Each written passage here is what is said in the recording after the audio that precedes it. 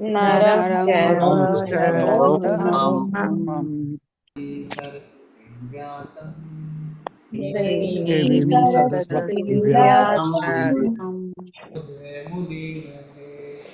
ततो ततो जयमुदीरये प्रायेषु अभद्रेषु नष्टप्रायेषु अभद्रेषु भागवत सेवया नित्यं भागवत सेवया श्लोके भगवते श्लोके श्लोके भक्तिर्भवति नैष्ठिकी भक्तिर्भवति भक्तिर्भवति नैष्ठिकी श्रीमद्भागवतम स्कंद 2 अध्याय 1 श्लोक संख्या 24। विशेषस्तस्य देहो अयम् विशेषस्य देहोऽयम् विशेषस्तस्य देहो अयम् विशेषस्य देहोऽयम् स्थविष्ठश्च स्थवीयसाम् स्थविष्ठश्च स्थवीयसाम्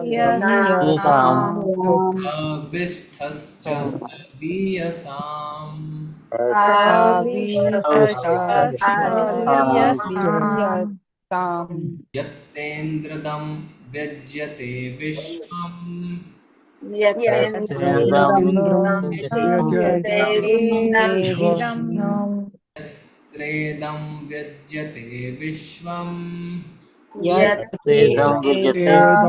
व्यज्यते विश्वम् भूतं भव्यं भवच्च सत्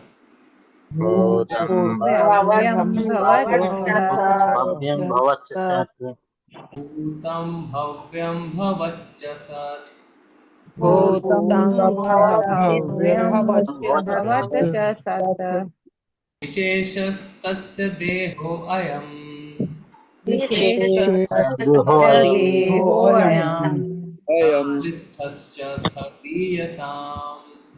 स्थविष्ठश्च स्थवीयसाम् यत्रेदं व्यज्यते विश्वम्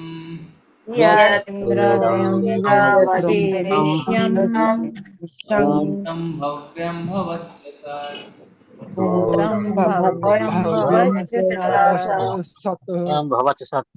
विशेषस्तस्य देहो अयम्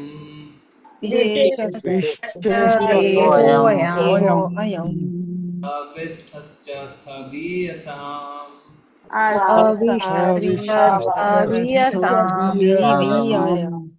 यत्रेदं व्यज्यते विश्वम्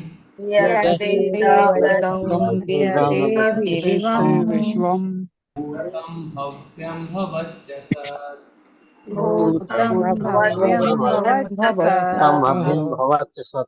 जी करिए। कौन करेंगे श्लोक?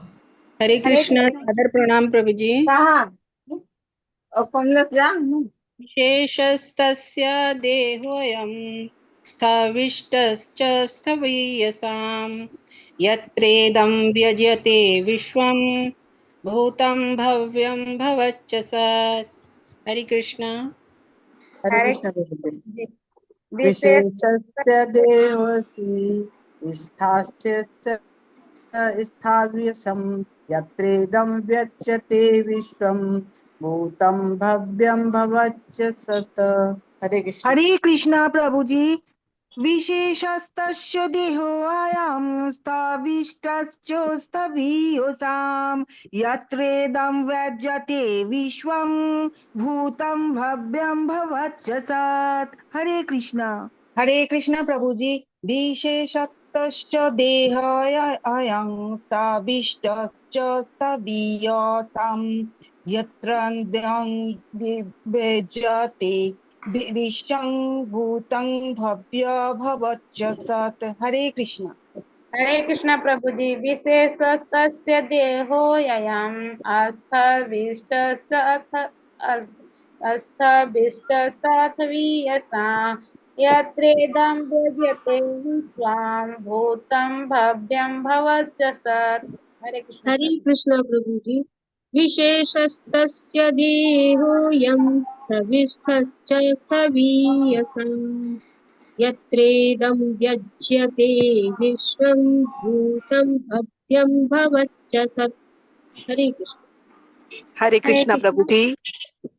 विशेषतस्य देहोऽयं स्थविष्टश्च स्थवीयशाम् यत्रेदं व्यज्यते विश्वं भूतं भव्य भवच्च सत्। हरे कृष्ण। कृष्ण प्रभु जी दंडवत प्रणाम। विशेषस्तस्य देहो अयम् स्तविष्टस्य स्तवीयसाम् यत्रेदं व्यजते विश्वं भूतं भव्यं भवच्च सत्। हरे कृष्ण प्रभु। हरे कृष्ण प्रभु जी। विशेषतस्य देहोऽयं केशविष्टश्च स्त्रीवेषां यत्रेदं व्यज्यते विश्वं भूतं भव्यं भवच्च सत्। हरे कृष्ण प्रभु जी। हरे कृष्ण प्रभु जी। विशेषतस्य देहोऽयम् अस्तविष्टश्च च यत् विशेषां यत्रे इदं व्यज्यते विश्वम्भूतं भव्यं भवष्यत्। हरे कृष्ण। धन्यवाद सर। प्रभु जी। पढ़िए। विशेषस्तस्य देहोऽयं स्थविष्टस्य स्थवीयसां यत् इदं विजयते विश्वं भूतं भव्यं भवच्च सत्। हरे कृष्ण प्रभु जी शब्दार्थ पढ़ेंगे। विशेषः साकार। माता जी नीचे स्क्रॉल करें। तस्य उसका, देह शरीर, अयम यह, स्थविष्टः स्थूल रूप से भौतिक, च तथा स्थवीयसाम समस्त पदार्थ का, यत्र जहाँ, इदम ये समस्त घटनाएं, व्यज्यते अनुभव की जाती हैं, विश्वम ब्रह्मांड, भूतम विगत, भव्यम भविष्य, भवत वर्तमान, च तथा सत फलीभूत परिणामी। अनुवाद और तात्पर्य श्रील प्रभुपाद जी के द्वारा। श्रील प्रभुपाद जी की जय। घटनाओं से भरे संपूर्ण भौतिक जगत की यह विराट अभिव्यक्ति परम सत्य का व्यक्तिगत शरीर है, जिसमें ब्रह्मांड के भौतिक काल के फल रूपी भूत, वर्तमान तथा भविष्य का अनुभव किया जाता है। पीछे पीछे दोहराइए। घटनाओं से भरे घटनाओं से भरे संपूर्ण घटनाओं भौतिक से भरे संपूर्ण व्यवहार संपूर्ण भौतिक जगत की संपूर्ण भौतिक जगत की संपूर्ण भौतिक जगत की यह विराट अभिव्यक्ति यह विराट अभिव्यक्ति यह परम विराट सत्य अभिव्यक्ति का व्यक्तिगत शरीर है, परम सत्य का व्यक्तिगत शरीर है, है जिसमें ब्रह्मांड के जिसमें ब्रह्मांड के भौतिक काल के भौतिक काल के फल रूपी भूत, वर्तमान तथा भविष्य अनुभव किया जाता है। आप करें पढ़िए। हरे कृष्णा रेखा माता जी पढ़िए। हरे कृष्ण प्रभु जी। हरे कृष्ण माता। हरे कृष्ण सभी को श्रील प्रभुपाद जी की जय। श्रील प्रभुपाद जी द्वारा तात्पर्य, कोई भी वस्तु चाहे भौतिक हो या आध्यात्मिक, भगवान की शक्ति का विस्तार मात्र है। और जैसा कि भगवत गीता 13.13 में कहा गया है, सर्वशक्तिमान भगवान की अपनी दिव्य आंखें, सिर तथा अन्य शारीरिक अंग होते हैं जो सर्वत्र व्याप्त हैं। वे कहीं भी और सर्वत्र देख, सुन, छू या अपने को प्रकट कर सकते हैं, क्योंकि वे समस्त सूक्ष्म जीवों में परमात्मा के रूप में सर्वत्र विद्यमान हैं। यद्यपि उनका विशेष धाम परम जगत में है, यह सापेक्ष जगत भी उनका व्यावहारिक प्रस्तुतिकरण है। क्योंकि क्योंकि यह उनकी दिव्य क्योंकि यह उनकी दिव्य शक्ति के विस्तार के अतिरिक्त और कुछ भी नहीं है। यद्यपि वे अपने धाम में रहते हैं, किंतु उनकी शक्ति सर्वत्र उसी तरह वितरित रहती है जिस प्रकार सूर्य स्थित होकर भी सर्वत्र प्रसारित रहता है। क्योंकि सूर्य की किरणें सूर्य से अभिन्न होने के कारण सूर्य गोलक का विस्तार ही माना जाती है। विष्णु पुराण 1.22.52 में यह कहा गया है कि जिस प्रकार अग्नि एक स्थान में रहकर अपनी किरणें तथा ऊष्मा फैलाती है, उसी प्रकार परमात्मा या भगवान अपनी बहुविधि शक्ति में सर्वत्र अपना विस्तार करते हैं। विराट ब्रह्मांड की यह अभिव्यक्ति उनके विराट शरीर का अंश मात्र है। अल्पज्ञ लोग भगवान के सर्व आध्यात्मिक दिव्य स्वरूप की कल्पना भी नहीं कर सकते, लेकिन वे उनकी विभिन्न शक्तियों द्वारा उसी तरह आश्चर्यचकित रहते हैं जिस तरह आदिम प्रजाति के लोग। माता जी आगे ऊपर स्लाइड। लोग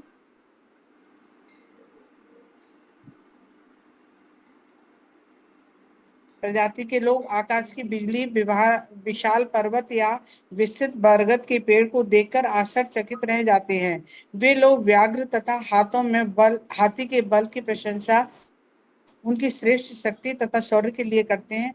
यद्यपि शास्त्र में भगवान का विशद विवरण दिया हुआ है, यद्यपि भगवान अवतरित होते हैं और उनकी असामान्य शक्ति तथा शौर्य का प्रदर्शन करते हैं, और यद्यपि वे विद्वान पंडितों तथा भूतकाल के व्यासदेव, नारद, अशति एवं देवल जैसे संतों तथा भगवत गीता में अर्जुन द्वारा इन आधुनिक युग में भी शंकर, रामानुज मध्य तथा भगवान श्री चैतन्य जैसे आचार्यों के द्वारा भगवान के रूप में स्वीकार किए जाते हैं, लेकिन असुरगण भगवान के अस्तित्व को नहीं मानते।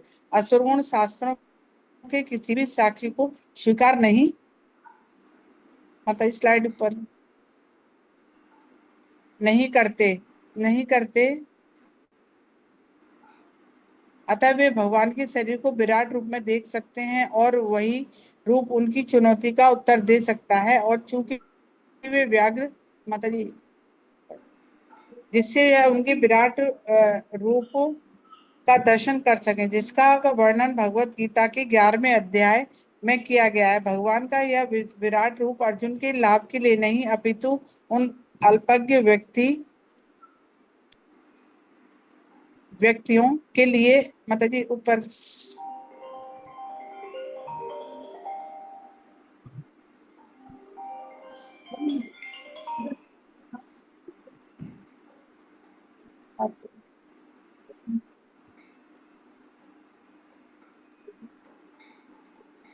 अपितु उन अल्पज्ञ व्यक्तियों के लिए है जो हर किसी को भगवान का अवतार मान लेते हैं और इस तरह जन सामान्य को गुमराह करते रहते हैं। उनके लिए यह संकेत है कि मनुष्य ऐसे सस्ते अवतार से कहे कि तुम अपना विराट रूप दिखलाओ और अपने को अवतार सिद्ध करो। भगवान के विराट रूप का प्राकट्य एक साथ नास्तिकों के लिए चुनौती तथा असुरों के लिए कृपा है, जो भगवान को विराट समझ सकें और इस तरह धीरे धीरे अपने हृदय के मल को स्वच्छ कर सकें, जिससे वे निकट भविष्य में भगवान के दिव्य रूप को सचमुच देखने के योग्य हो सकें। यह समस्त नास्तिकों तथा निपट भौतिकवादियों के लिए सर्वदयालु भगवान का वरदान है। हरे कृष्ण माता जी। हरे कृष्ण प्रभु जी। ओम अज्ञानतिमिरन्धस्य ज्ञानाञ्जनशलाकया चक्षुरुन्मीलितं येन तस्मै श्रीगुरुवे नमः। श्रीचैतन्यमनोभीष्टं स्थापितं येन भूतले स्वयं रूपा कथमह्यं ददाति स्वपदान्तिकम्। वन्देऽहं श्रीगुरो श्रीयुत्पदकमलं श्रीगुरून् वैष्णवांश्च श्रीरूपं साग्रजातं सहगण रघुनाथान्वितान्तं सजीवं साद्वैतं सावधूतं परिजनसहितं कृष्णचैतन्यदेवं श्रीराधा कृष्णपादान् सहगण ललिता श्रीविशाखान्वितांश्च नमो विष्णुपादाय कृष्णपृष्ठाय भूतले श्रीमते भक्तिवेदांत स्वामिनिति नामिने। नमस्ते सारस्वते देवे गौरवाणी प्रचारिणे निर्विशेषाय शून्यवादी पाश्चात्यदेशकारिणे। वाञ्छाकल्पतरुभ्यश्च कृपा सिन्धुव एव च पतितानां पावनेभ्यो वैष्णवेभ्यो नमो नमः। हे कृष्ण करुणा सिंधु दीनबंधु जगतपते गोपेश गोपी कल्पांत राधा कामं नमोस्तुते। तप्त कांचन गौरांगी श्री राधे वृंदावनेश्वरी विषभानुसुते देवी प्रणमामि हरे। जय हो श्री कृष्ण चैतन्य प्रभु नित्यानंदा श्री अद्वैत गदाधर श्रीवासादि गौर भक्तवृंदा। नमो महावदन्याय कृष्ण प्रेम प्रदायते कृष्णाय कृष्ण चैतन्य नामने भक्तसे नमः। हरे कृष्णा कृष्ण कृष्ण हरे हरे हरे राम राम राम हरे हरे। विशेषस्तस्य देहो अयं स्थाविष्ठस्य स्थवीयसां यत्रेदं व्यज्यते विश्वं भूतं भव्यं भवच्च सत्। घटनाओं से भरे संपूर्ण भौतिक जगत की यह विराट अभिव्यक्ति परम सत्य का व्यक्तिगत शरीर है, जिसमें ब्रह्मांड के भौतिक काल के फल रूपी भूत, वर्तमान तथा भविष्य का अनुभव किया जाता है। तो परीक्षित महाराज का प्रश्न था श्री सुखदेव गोस्वामी से कि विस्तार से बताइए कि मन को कहाँ और कैसे लगाया जाए जिससे कि मन का मैल दूर हो सके। तो कल हमने चर्चा करी थी मन के मैल के बारे में, और सुखदेव गोस्वामी कहते हैं इससे पहले कि आप आसन लगा के बैठ जाइए, सांस को कंट्रोल करिए, मन और इंद्रियों को वश में करिए और बुद्धि का इस्तेमाल करिए। तो कल की हमारी चर्चा थी कि किस तरीके से हमारी इंद्रियां, मन, बुद्धि और आत्मा के बीच का जो संबंध है वो शास्त्र एक घोड़ों द्वारा खींचे गए रथ से तुलनात्मक दृष्टि से हमें समझाते हैं। इसमें घोड़े हमारी इंद्रियां हैं, लगाम हमारा मन, सारथी हमारी बुद्धि है और जो पीछे बैठा है रथ में वो है हमारी आत्मा। और प्रभुपाद जी ने कल के श्लोक के तात्पर्य में लिखा था कि अगले श्लोकों में श्री भगवान के विराट रूप के विभिन्न भागों का वर्णन किया जाएगा। तो आज से वो श्लोक शुरू हो रहे हैं जिसमें हम देखेंगे कि भगवान के विराट रूप में, विराट रूप मतलब जो भगवान का बॉडी है, भगवान के शरीर है, उसके कौन से अंग ब्रह्मांड में कहाँ कहाँ फैले हैं, जो विभिन्न ग्रह हैं, विभिन्न जो अंतरिक्ष है, जो समस्त जीव जंतु हैं, वो कहाँ कहाँ भगवान के विराट शरीर में स्थित हैं।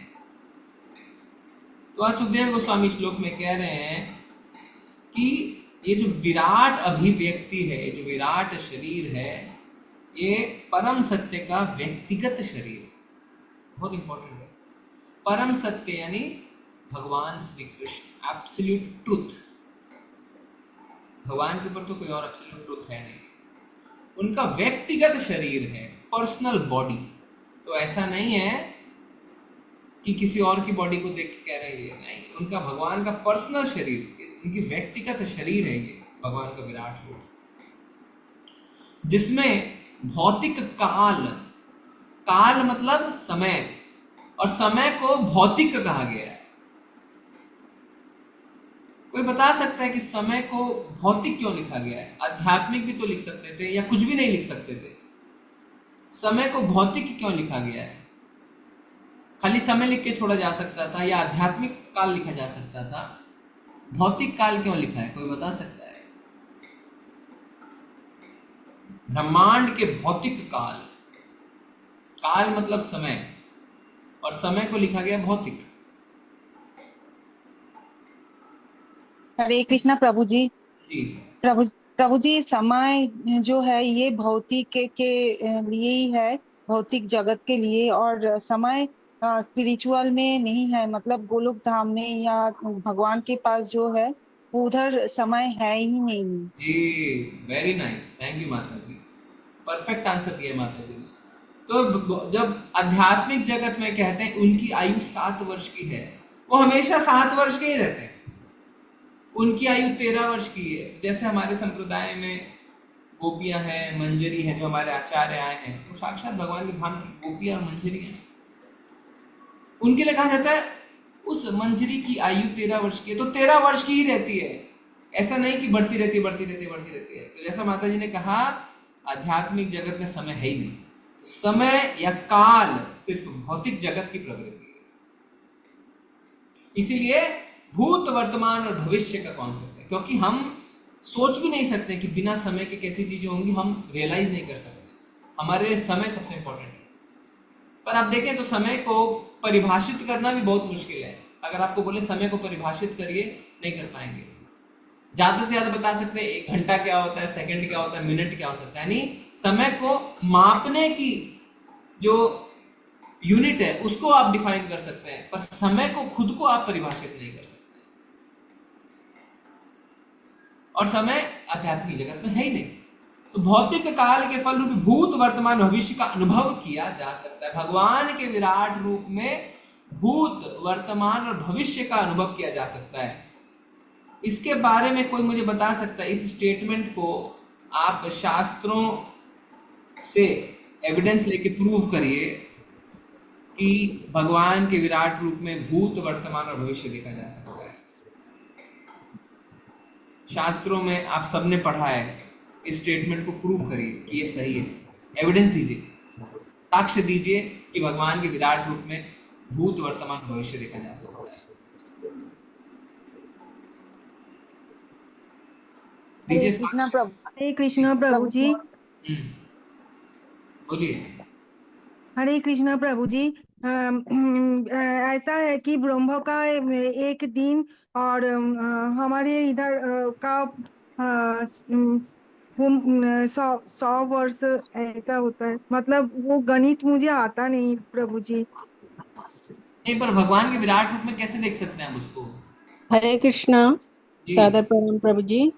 प्रभु जी, जब अर्जुन को दिखाते हैं भगवान, उसमें अर्जुन देखता है कि दुर्योधन आदि सब जो हैं वो सब भगवान के मुख में जा रहे हैं, तो वो भविष्य ही देखता है विराट रूप में। वेरी नाइस, बहुत बहुत अच्छा, धन्यवाद माता जी।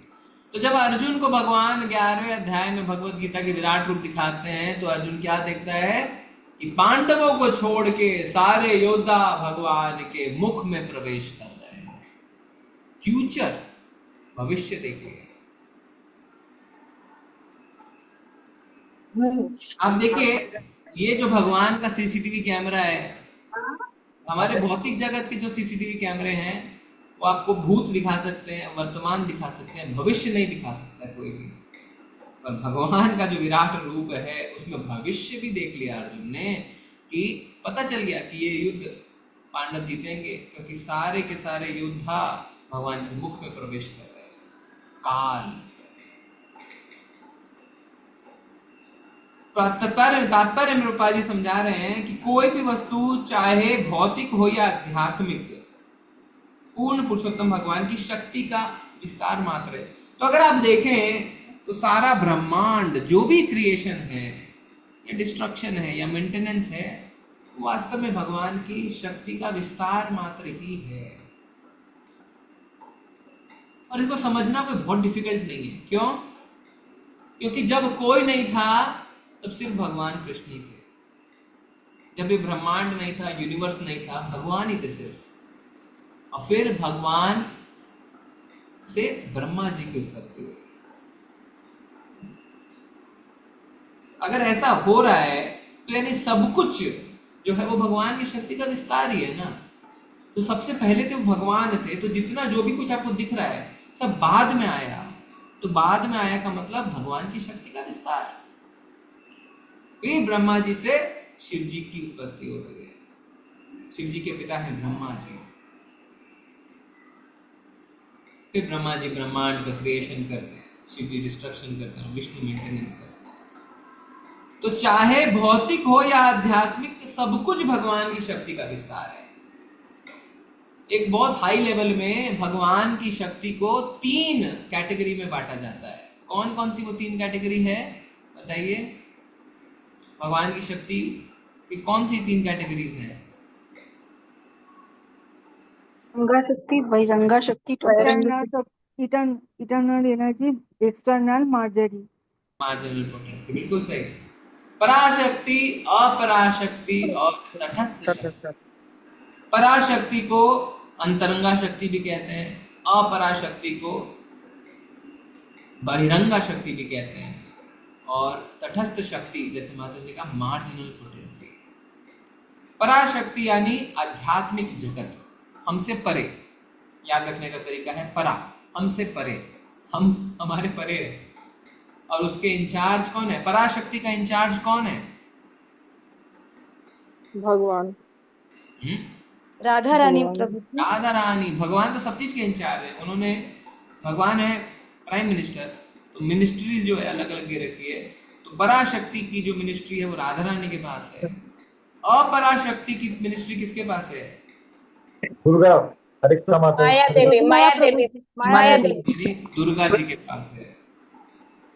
और हम बीच में फंसे हैं, हमें दोनों तरफ से खींचा जा रहा है। वास्तव में एक्चुअली हमें सिर्फ माया के द्वारा खींचा जा रहा है, पर हमारे गुरु आचार्य जन भगवान की कृपा है कि हमें पराशक्ति की ओर भी आकर्षित करने की कोशिश की जा रही है। गुरु साधु शास्त्र की कृपा। तटस्थ मतलब बीच में, चौखट पे, ना घर के अंदर ना घर के बाहर, पर हम दोनों में से किसी तरफ भी जा सकते हैं, इसीलिए जीव को तटस्थ शक्ति कहा जाता है। तो शक्ति चाहे परा हो चाहे अपरा, आध्यात्मिक हो या भौतिक, सब कुछ भगवान की शक्ति का ही विस्तार है, उसमें और कुछ नहीं है। महाविष्णु जब सांस लेते हैं और सांस छोड़ते हैं तो उनके रोम कुंभों से असंख्य ब्रह्मांड उत्पन्न होते हैं, विलीन होते हैं। ऐसा नहीं तुरंत छोड़ रहे तुरंत ले रहे, तुरंत छोड़ रहे तुरंत ले रहे, नहीं, छोड़ते हैं असंख्य ब्रह्मांड। असंख्य ब्रह्मांड मतलब कहते हैं इतने ब्रह्मांड, इतने यूनिवर्स जितने कि राई के एक बोरे में राई के दाने, इतने गिन नहीं सकते। फिर हर एक ब्रह्मांड में गर्भोदक्षाई विष्णु प्रवेश करते, और गर्भोदक्षाई विष्णु के नाभि कमल से ब्रह्मा जी की उत्पत्ति होती है। उनकी नाभि से कमल नाल निकलती है और कमल के ऊपर ब्रह्मा जी की उत्पत्ति। फिर ब्रह्मा जी उस ब्रह्मांड में क्या करते हैं? क्रिएशन करते हैं, निर्माण। और फिर जब क्रिएशन हो जाता है तो हर वस्तु में, चाहे वो दोनों लिविंग या नॉन लिविंग, हर वस्तु में कौन प्रवेश करता है? कौन प्रवेश करता है? विष्णु जी। क्या नाम है उन विष्णु का? क्षीरोदक्षाई विष्णु। क्षीरोदक्षाई विष्णु। क्षीरोदक्षाई विष्णु हर वस्तु में, हर जीव में प्रवेश करते हैं। और जब वो हमारे अंदर प्रवेश करते हैं तो उनको हम किस नाम से बुलाते हैं? किस नाम से बुलाते हैं?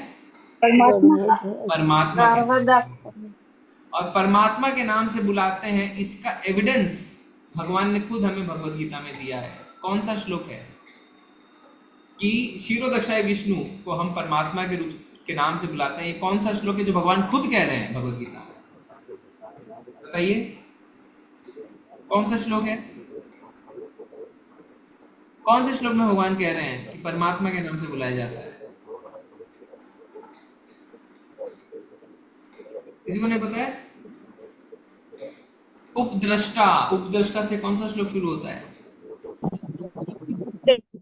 भर्ता भोक्ता महेश्वर। आगे वाली लाइन, परमात्मेति चाप्युक्तो देहे अस्मिन् पुरुषः। परमात्मेति चाप्युक्तो मतलब मुझे परमात्मा के नाम से जाना जाता है। किसी के बैकग्राउंड नॉइज है कुछ?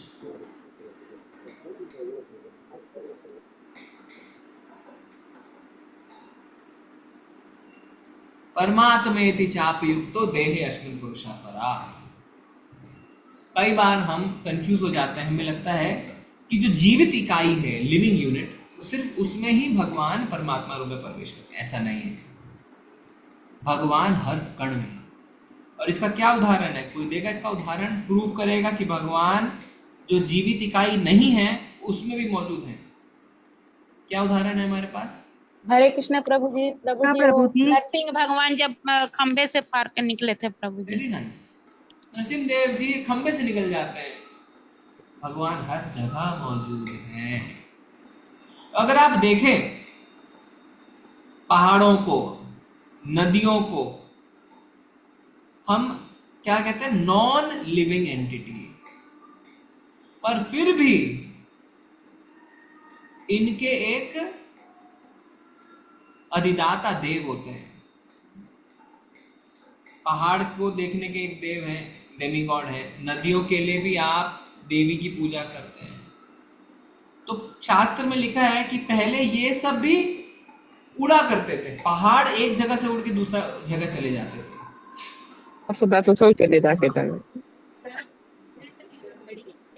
नदियों में तो हम देखते हैं ना, गंगा मैया, यमुना मैया, सरस्वती मैया, गोदावरी मैया। तो हर एक आप देखिए नदी, प्रूव है, ये एविडेंस है कि नदी हो चाहे पहाड़ हो, हर किसी के एक डेमीगॉड है, देवी देवता है जो इंचार्ज है। मतलब वो वास्तव में नॉन लिविंग लग रही है पर उसमें भगवान मौजूद है। प्रभुपाद जी तात्पर्य में बता रहे हैं कि जो पहले के आदिवासी होते हैं, इसको आदम पुरुष के नाम से प्रभुपाद जी यहाँ पे बता रहे हैं तात्पर्य में, वो क्या करते थे? एक आवाज कहां से आ रही है? वो क्या करते थे? वो आदि प्रजाति के लोग आकाश की बिजली, विशाल पर्वत या विस्तृत बरगद के पेड़ को देख के आश्चर्यचकित रह जाते थे। अगर आप देखें आकाश की बिजली, तो किसको आप दे सकते हैं? कौन है आकाश की बिजली का देवता? कौन है बिजली का? इंद्र। ओके।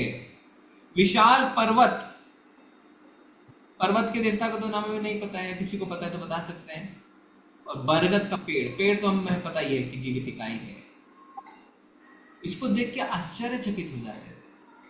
तो क्या है, पहले के लोग जो थे वो एलिमेंट्स ऑफ नेचर, जैसे इजिप्ट के बारे में ना, और मिस्र देश के बारे में हिस्ट्री में रिकॉर्डेड है कि किस तरीके से वो लोग एलिमेंट्स ऑफ नेचर की पूजा करते थे। सूर्य की, चंद्रमा की, पहाड़ों की, इस तरीके से पूजा करते थे, पेड़ों की, क्योंकि उसी को वो भगवान के शक्ति का स्वरूप मानते। और आप देखें तो गलत नहीं है। क्यों गलत नहीं है? क्योंकि वहां तक उनको भौतिकतावादी तो नहीं थे, पर ज्ञान नहीं था। उसके कारण ये नहीं पता था, क्या भौतिकतावाद कह भी सकते हैं, क्योंकि उनके पिरामिड में तो उनके संपत्ति ही है, कई कई उनकी पत्नियां रहती थी।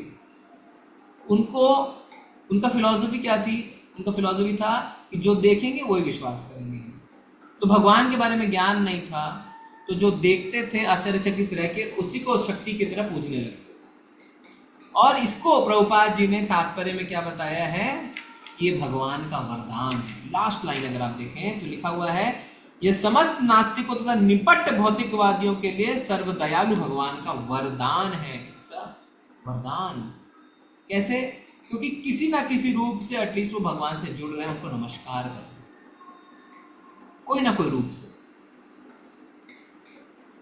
देखेंगे तो मानेंगे, देखेंगे तो। अगर आप देखें, जब तक आप भी कोई भौतिक रूप से कोई जादू, कोई मिरेकल नहीं देखते हैं, आप कोई सुपर पावर है उसको विश्वास नहीं करते। कुछ ऐसी घटना घट जाती है, मिरेकल हो जाता है, तो आप देखते हैं हाँ कोई सुपर पावर है, फिर भी गॉड नहीं कहते। तो हमारे साथ भी ये हाल है। जब तक हम कोई भौतिक घटना को नहीं देख लें जो आश्चर्यचकित हमें कर दे, हाँ कोई सुपर पावर जरूर है। जैसे केदारनाथ में जब बाढ़ आई, पूरा का पूरा गांव बह गया, पर वो मंदिर जो है वो पीछे एक पत्थर की शिला से बच गया। लोगों को लगा कुछ ना कुछ तो सुपर पावर है। जैसे अभी जो एयर इंडिया का प्लेन क्रैश हुआ उसमें कई वीडियोस आ रहे हैं कि सब कुछ जल गया, भगवत गीता रह गई। प्रभुपाद जी का फोटो भी दिखा रहे हैं, कुछ ना कुछ तो सुपर पावर है। तो इन भौतिक घटनाओं से जब हम आश्चर्यचकित हो जाते हैं तब विश्वास हो। वो मात्र एक व्यक्ति जो उस प्लेन क्रैश में बच गया, उसके लिए भी लोग कह रहे हैं कैसे हो सकता है, पॉसिबल ही नहीं, सुपर पावर कोई है। तो इसी तरीके से रोजमर्रा देखिए, शास्त्र हमारे गुरु साधु भगवान कितने दयालु हैं कि रोजमर्रा के जीवन में हम भगवान को याद कर सके। तो कह रहे हैं कि जो आप देख रहे हैं अपने आसपास से भौतिक जगत, ये पूरा भगवान का विराट रूप है, जिससे कि आप हर क्षण हर पल भगवान को याद कर सकें। आगे के श्लोकों में पता चलेगा कि किस तरीके से जो अलग अलग ग्रह हैं, ऊपर के ग्रह, नीचे के ग्रह, किस तरीके से भगवान के पैर, जांग, पेट इत्यादि, नाभि, चेस्ट, हाथ, किस तरीके से हर एक ग्रह भगवान के शरीर को रिप्रेजेंट कर रहा है। इसीलिए भगवत गीता में भगवान ने 15वें अध्याय में जो अपने ऐश्वर्य के बारे में बता रहे हैं, तो बताते हैं मैं सूर्य का प्रकाश हूँ, चंद्रमा की रोशनी हूँ, जल का स्वाद हूँ। क्यों? जिससे हर क्षण हर पल जब आप इन चीजों के कांटेक्ट में आते हैं, आपको भगवान की याद आनी चाहिए। अब भगवान का याद ही फॉर्मूला है, क्या मन मना भव मत भक्तो। भगवान ने तो यही कहा, हर क्षण मेरे को याद करो, हर क्षण मेरे को नमस्कार हो, मेरे भक्त बनो, मेरी सेवा करो। कैसे आप हर चीज को भगवान से जोड़ सकते हैं? यही तो है भक्ति। भक्ति यही है कि कैसे आप भगवान से अपने आप को जोड़ लें, भगवान को हर क्षण याद कर सकें। तो क्या भगवान खुद मौजूद हैं? आप कह सकते हैं हाँ, नरसिंहदेव तो निकल के आए हैं। शास्त्र में बताते हैं कि जिस तरीके से एक सरकार, मान लीजिए प्रधानमंत्री है, वो हर जगह मौजूद नहीं है, पर वो अपनी शक्ति से, अपने ऑर्डर से, कानूनी व्यवस्था से हर जगह मौजूद है। इसी तरीके से भगवान पर्सनली अपने धाम में रहते हैं, गोलोक वृंदावन में, पर अपनी शक्ति से हर जगह मौजूद है। और कब आ जाएंगे आपको पता नहीं चलेगा।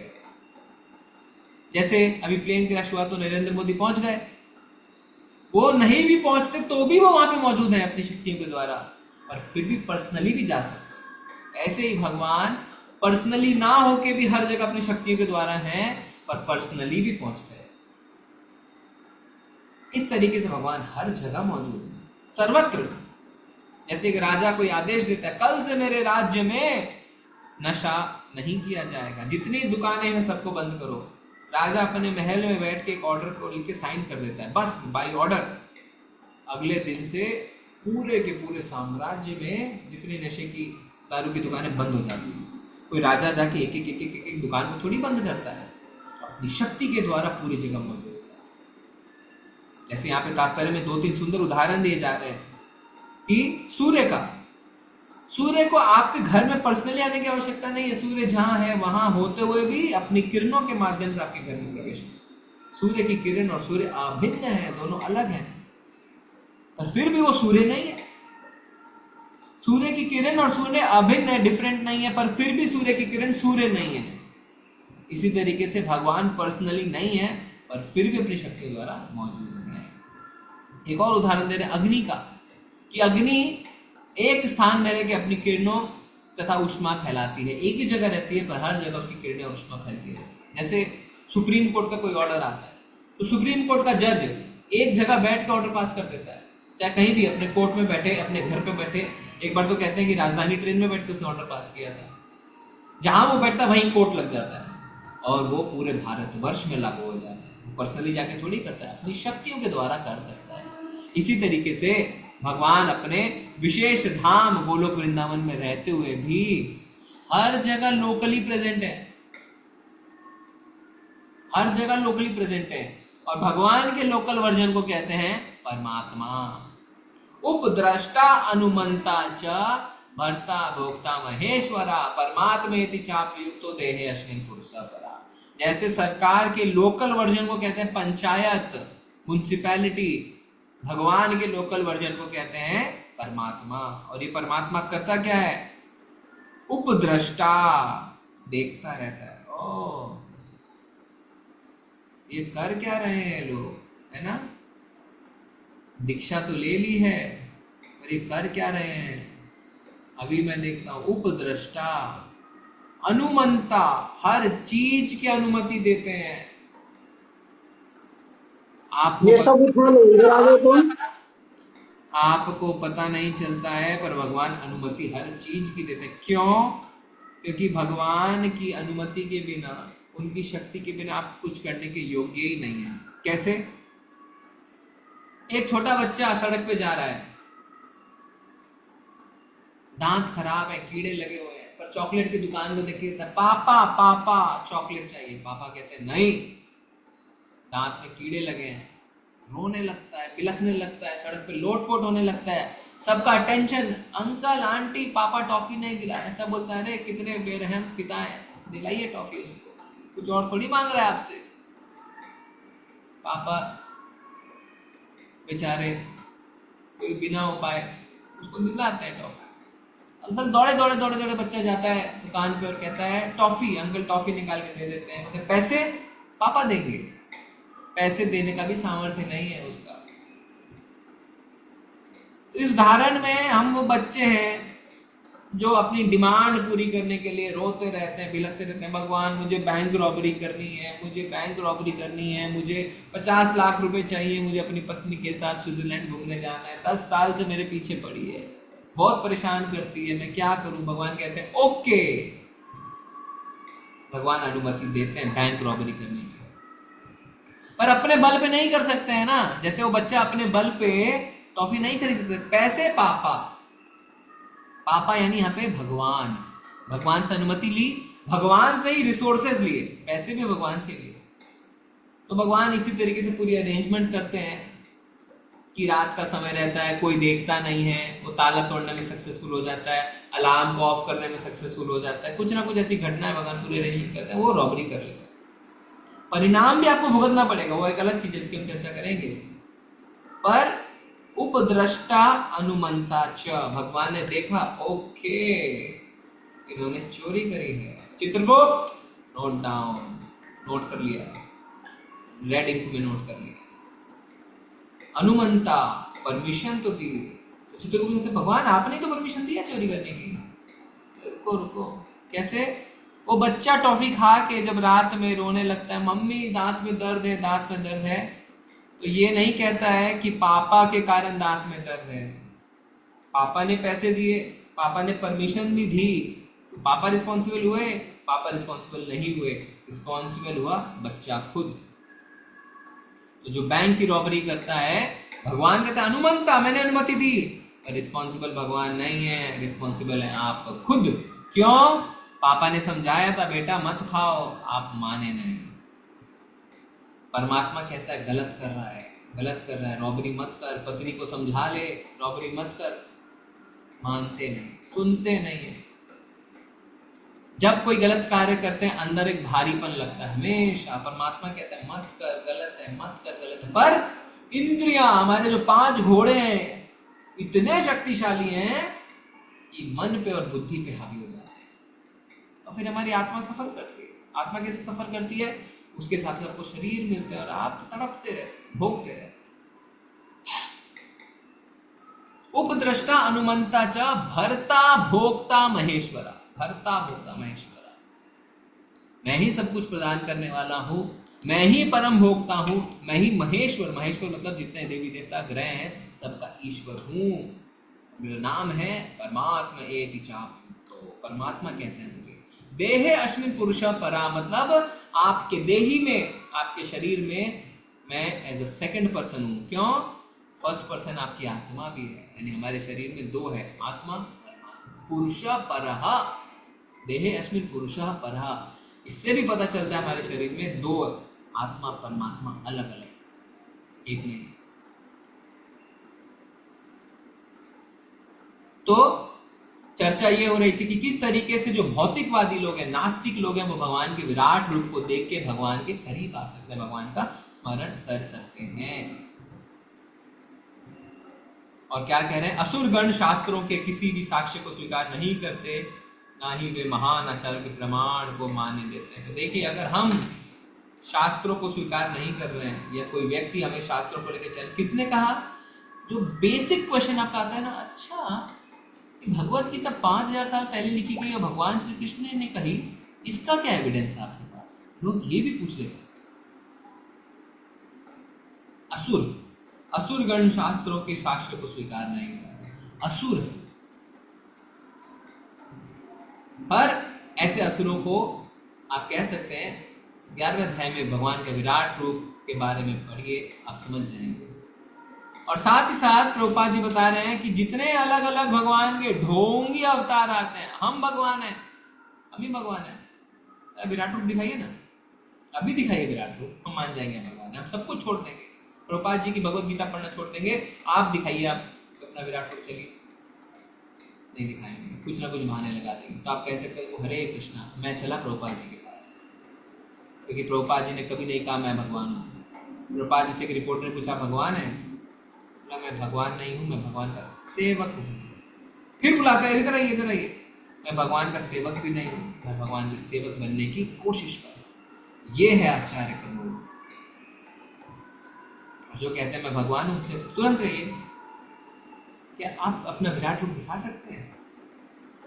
तो बोलेंगे आप, फिर वो बोलते हैं आप मेरा विराट रूप नहीं देख सकते, तो बोले आप हमें वो पावर दे दीजिए ना, आप तो भगवान हैं, हमारी चक्षु में वो पावर दे दीजिए कि हम आपका विराट रूप देख सकें। तो प्रभुपाद जी कह रहे हैं you can challenge them and से कि आप अपना विराट रूप दिखाइए, तो आपको पता चल जाता है कि कौन ढोंगी है, कौन ड्रामा कर रहा है। तो आज के श्लोक में अगर हम समराइज करें तो चर्चा क्या रही? चर्चा ये रही कि विराट रूप जो है वो वास्तव में नास्तिक लोगों के लिए, भौतिकतावादी मटीरियलिस्टिक लोगों के लिए एक अच्छा तरीका है, एक वरदान है भगवान का, भगवान के करीब लाने के लिए, जिससे हर क्षण हर पल वो भगवान को याद कर सके। आगे हम देखेंगे, चर्चाएं होंगी कि कैसे एक भक्त को भगवान के विराट रूप में इंटरेस्ट नहीं है। भगवान को भक्त तो भगवान के श्याम सुंदर रूप में ही देखना चाहिए। ठीक है, आज की चर्चा हम यही विराम देते हैं। अगर आपको कुछ ऐड करना है, कोई प्रश्न है, कुछ बताना है, प्लीज हरे कृष्णा अनम्यूट कर सकते हैं। हरे कृष्णा,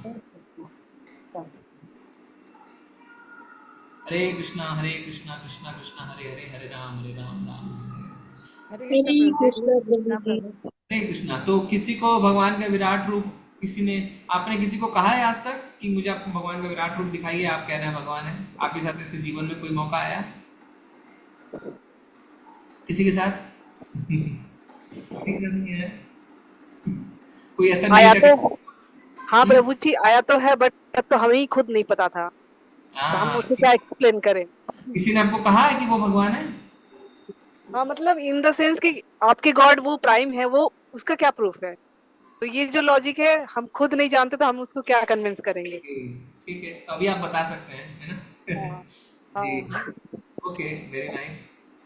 प्रभु जी एक क्वेश्चन है, आपने बोला शिव जी के पिता ब्रह्मा जी है, तो ब्रह्मा जी तो जीव है और शिव जी तो आदि काल से है, मतलब तो ये कनेक्शन नहीं समझ में आ रहा है। शिव जो है वो 3 होते हैं, रुद्र, शंभु और शिव।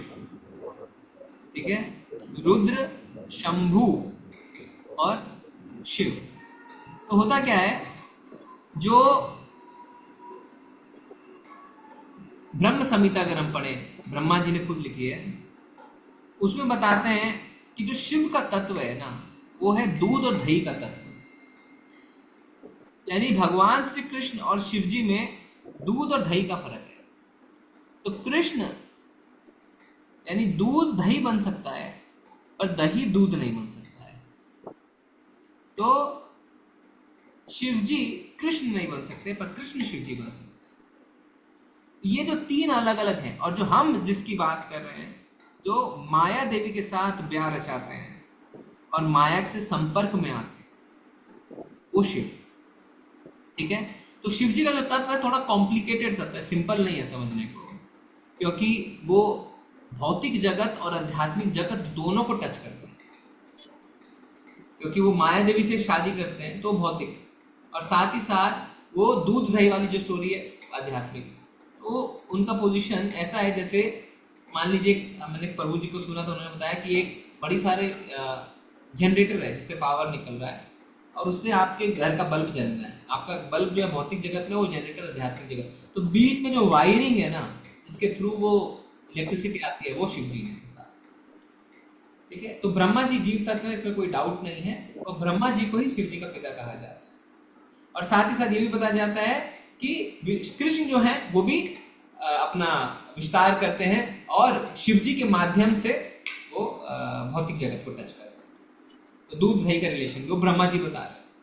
ठीक है, तो इसमें अलग अलग जो रुद्र हैं शंभु उनके हिसाब से चीजें बदलती रहती है। हरे कृष्णा प्रभु जी। हरे कृष्ण। हरे कृष्णा प्रभु जी।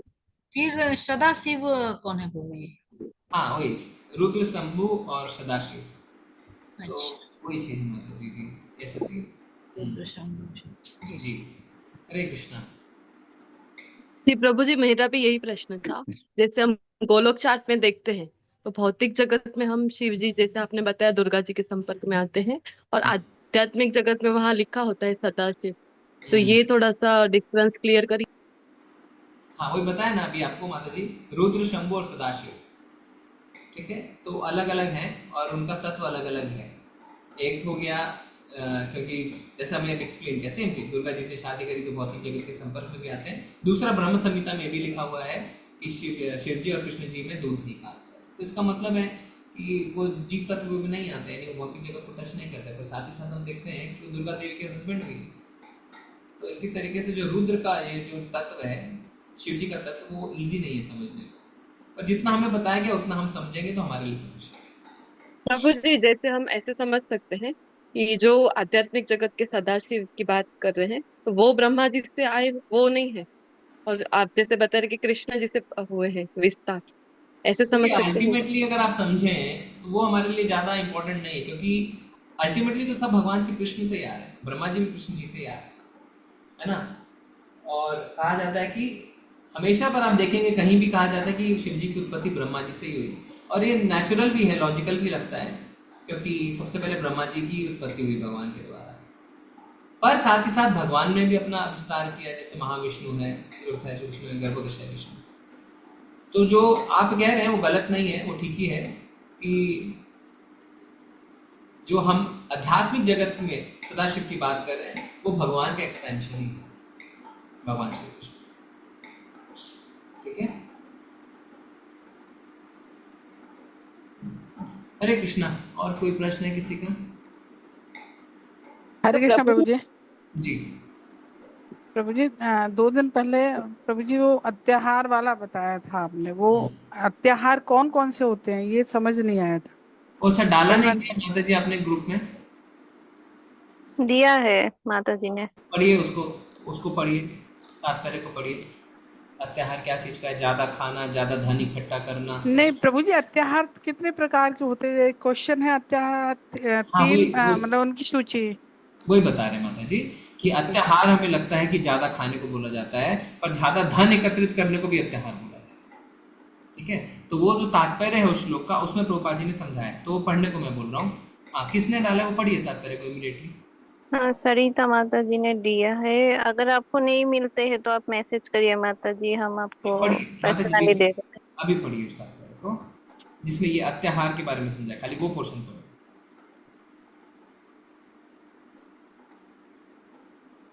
पढ़ सकते हैं कोई कि मैं पढ़ूं? जी प्रभु जी। खाली वो पोर्शन पढ़िए जिसमें अत्याहार के बारे में प्रभुपाद जी समझा रहे हैं कि किस तरीके से अत्याहार मतलब ज्यादा खाना, ज्यादा धन एकत्रित करना, उसको भी अत्याहार कहा जाता है। जी पढ़ रही हूँ। पढ़िए।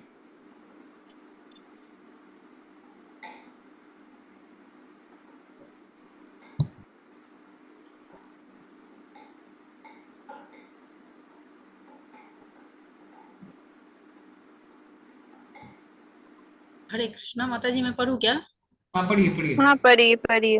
जी माता जी। जब कोई निम्नलिखित 6 कार्यों में अत्यधिक लिप्त हो जाता है तो उसकी भक्ति विनिष्ट हो जाती है। आवश्यकता से अधिक खाना, या आवश्यकता से अधिक धन संग्रह करना, या सांसारिक वस्तुओं के लिए अत्यधिक उद्यम करना, जिनको प्राप्त करना अत्यंत कठिन है। तीसरा है सांसारिक विषयों के बारे में अनावश्यक। वो छोड़ दीजिए, अत्याहार का जहाँ लिखा खाली उसी में पढ़िए। माता जी वो पढ़ रहे हैं, वो ट्रांसलेशन पढ़ रहे हैं वो। जो तो प्रभु जी 6 क्रियाएं पढ़ रहे हैं। तात्पर्य में जो आपको अत्याहार के बारे में बोला है ना, वो पाठ पढ़िए। तात्पर्य में है मनुष्य, शिल प्रभुपाद की जाए। नहीं पूरा नहीं माता जी, जहाँ पर अत्याहार के बारे में बोला गया है वो पाठ पढ़िए।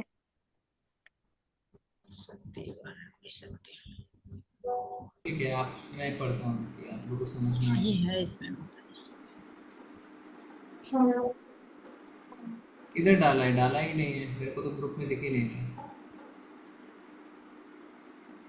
नहीं डाला है ग्रुप में माता जी? दिया है प्रभु जी। चलिए ठीक है, कोई बात नहीं। तो माता जी जैसा मैं पढ़ूं प्रभु जी? हाँ पढ़िए। प्रकृति के व्यवस्था के अनुसार विकास के सीढ़ी में निम्न स्थान पर स्थित जीव ना तो आवश्यकता से अधिक खाते हैं, ना संग्रह करते, परंतु पशु जगत में सामान्यतया ना कोई आर्थिक समस्या उठती है, ना आवश्यक वस्तुओं का अभाव रहता है। यदि किसी सार्वजनिक स्थान पर एक बोरा चावल रख दिया जाए तो चिड़िया आकर कुछ दाने चुगेंगे और चले जाएंगे, लेकिन मनुष्य तो पूरा बोरा उठा ले जाएगा। उसके पेट में जितना आएगा उतना वो खाएगा और जो बचेगा उसे भंडार में रख देगा। शास्त्रों के अनुसार इस प्रकार से अधिक का संग्रह अत्याहार वर्जित है। इस समय सारा विश्व इसी के कारण कष्ट उठा रहा है। हरे कृष्णा। ठीक है, क्लियर है माता जी? जी प्रभु जी। एकत्र करना, ज्यादा खाना, सब कुछ अत्याहार है। ओके, हरे कृष्णा। और कोई प्रश्न है? ठीक है, तो फिर चलेंगे। आप सबका बहुत प्रभु जी प्रश्न नहीं है, लेकिन वो मैंने सुना था, इसको पूरा प्रूफ मुझे पता नहीं है, पूरा भागवतम तो पढ़ा नहीं। मैंने एक दिन श्रीमद् भागवतम का क्लास अटेंड किया था मायापुर में, तो उसमें जो टॉपिक वो चल रहा था वो अलग कैंटो का था, मे बी 4th या 3rd कैंटो का। उसमें ये दिया था, ये जगह जो चर्चा कर रहे थे ना ब्रह्मा जी से शिव जी कैसे आए, तो उसमें वो जगह पर था कि जो ब्रह्मा जी को जब फर्स्ट टाइम उनको बोला कि आगे विस्तार करने के लिए, तो उन्होंने रुद्र नाम था वो, शिव जी का बोला, रुद्र का उन्होंने विस्तार किया था, लेकिन वो इतना भयानक था कि सब कुछ डिस्ट्रक्शन कर रहे थे, फिर उनको मना कर दिया। इस तरीके का मैंने सुना था, इसको अच्छे से मुझे पता नहीं है। तो ठीक है, तो आप कल उसको फिर से सुन के फिर क्लास में थोड़ा चर्चा कर सकते हैं। ठीक है, हरे कृष्णा प्रभु जी। अब प्रभु जी जैसे राम रावण युद्ध हुआ था तो भगवान राम ने मतलब शिव जी की स्थापना की थी, तो कहते हैं कि राम जी ने शंकर जी की पूजा की थी और शिव जी ने राम जी की, तो दोनों को, जैसे कुछ लोग कहते हैं कि दोनों एक ही है, दोनों एक तो नहीं हो सकते। देखिए मैं बता रहा हूँ, रामेश्वर धाम जो है जी जी, तो रामेश्वर के लिए दो चीज कह जाते हैं। रामेश्वर मतलब राम के ईश्वर दो, यानी राम जी जिसकी आराधना करते हैं, शिव जी, और रामेश्वर मतलब राम जिसके ईश्वर हैं। ठीक है, एक हुआ राम के ईश्वर, इन लोग कह रहे हैं राम शिव जी की आराधना करते हैं, और एक हुआ रामेश्वर का मतलब राम जिसके ईश्वर हैं, यानी शिव जी राम जी की स्थापना प्रार्थना वो करते हैं, आराधना तो अपने अपने मन से इंटरप्रेट करते हैं, पर हमें शास्त्रों के हिसाब से चलना है। शास्त्र में लिखा हुआ ईश्वर परमा कृष्ण, परम ईश्वर कृष्ण है और सब उनके नीचे। तो फिर बात होती है कि क्यों राम जी ने शिव जी की पूजा करी, क्योंकि रावण शिव जी का बहुत बड़ा भक्त था और उस भक्त को वो मारने जा रहे थे। उसके पहले उन्होंने शिव जी की पूजा करी कि मैं आपके एक बड़े भक्त को मारने जा रहा हूँ। और ऐसा नहीं है कि भगवान भक्त की पूजा नहीं करते हैं। जब सुदामा भगवान के महल पहुंचे द्वारका, तो अपने सिंहासन पर बिठा के उसके उनके पैर धोए, वो भी तो है ना, पूजा अर्चना की विधि है। तो ऐसा नहीं कि भगवान नहीं करते हैं, भगवान अपने भक्तों के लिए करते हैं। वैश्व नाम यथा शंभु, सबसे बड़े वैष्णव है शिव जी, तो उसमें कोई दिक्कत वाली बात नहीं है। और आप देखेंगे शिव जी तो हमेशा राम राम राम राम ही जपते रहते हैं, है ना जी। हाँ, और भी उदाहरण है, फॉर एग्जाम्पल जब भृगु मुनि निकले, उनको बताया गया कि जो 3 देवता हैं ब्रह्मा विष्णु महेश, उसमें से पता करिए सबसे श्रेष्ठ कौन है। तो कहते हैं शिव जी के पास गए। हाँ, पहले ब्रह्मा जी के पास गए, ब्रह्मा जी को कहा कि उनसे अपमानजनक तरीके से बात करी। तो ब्रह्मा जी गुस्सा हो गए, बोले मेरे पुत्र हो के अपमानजनक तरीके से बात करते हो, भृगु मुनि पुत्र। तो बोले ये भगवान नहीं हो सकते हैं, सर्वश्रेष्ठ नहीं हो सकते, इनको तो गुस्सा आता है। फिर वो शिव जी के पास गए, शिव जी को कहा क्या ये आपने अपना हलगुलिया बना रखा है, क्या राख लपेट रखी है। शिव जी को गुस्सा आ जाता है, बोले ये भी सर्वश्रेष्ठ नहीं हो सकता। फिर विष्णु जी के पास जाते हैं, विष्णु जी के पास जाके उनकी छाती पे पैर मारते हैं, छाती पे पैर मार के बोलते हैं, पैर जब मार देते हैं तो विष्णु जी उठते हैं, अरे मेरी छाती तो बड़ी कठोर है, क्या आपके पैर में चोट तो नहीं लगी। तो बोलते हैं हाँ यही है सर्वश्रेष्ठ, क्योंकि मैंने उनकी छाती पे पैर भी मार दिया फिर भी उनको क्रोध नहीं आया। और आप इसलिए देखेंगे भगवान की छाती पे एक पैर का निशान बना रहता है भृगु मुनि का। तो इससे भी पता चलता है कौन सर्वश्रेष्ठ। मैं आपको प्रैक्टिकल एग्जाम्पल बता रहा हूँ। फिर एक भस्मासुर का उदाहरण आता है, शिव जी ने उनको वरदान दे दिया था कि आप जिसके सिर पे हाथ रखेंगे वो भस्म हो जाएगा। तो वो शिव जी के सिर पे हाथ रखने को भागने लगता है। तो शिव जी किसके पास जाते हैं सोल्यूशन के लिए, किसके पास जाते हैं याद है? विष्णु के पास जाते हैं, विष्णु जी के पास। हाँ, विष्णु अपने नेत्र में उनको मोहिनी रूप। हाँ, फिर वो ऐसा करते हैं तो भस्मासुर भी ऐसे करता है, वो जल गया। तो जनरली आप सॉल्यूशन के लिए अपने से ऊपर जाते हैं कि अपने नीचे जाते हैं? ऊपर वाले। ये प्रैक्टिकल एग्जाम्पल, शास्त्र बड़े क्लियर है शास्त्र में, पर फिर भी हमें समझ नहीं आता है तो मैं आपको इसलिए बता रहा हूँ, ठीक है? तो उसमें कोई डाउट नहीं होना चाहिए। जी प्रभु जी, हरे कृष्णा। चलेंगे, बहुत बहुत धन्यवाद। वाञ्छाकल्पतरुभ्यश्च कृपा सिन्धुभ्यः एव च पतितानां पावनेभ्यो वैष्णवेभ्यो अनंत कोटि वैष्णव वृंद की जय। ग्रंथराज श्रीमद् की जय। हरे कृष्णा